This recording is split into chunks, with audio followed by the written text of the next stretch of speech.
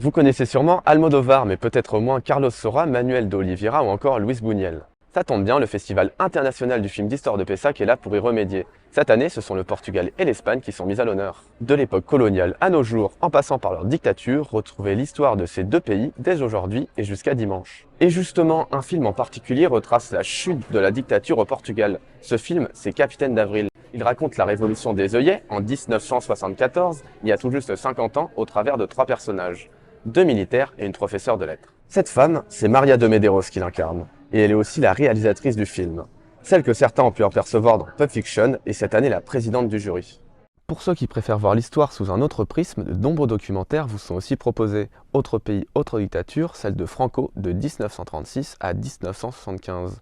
Presque 40 ans à la tête d'une Espagne fasciste, retracée dans le documentaire Franco, le dernier dictateur.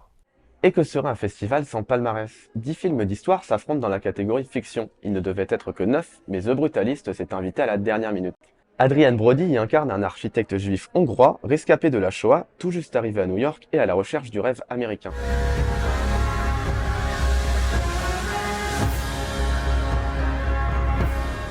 Le film, long de 3h34, a remporté le Lion d'argent du meilleur réalisateur à la Mostra de Venise en septembre. Et ce sera sa première diffusion en France. Alors sur ce, bon festival!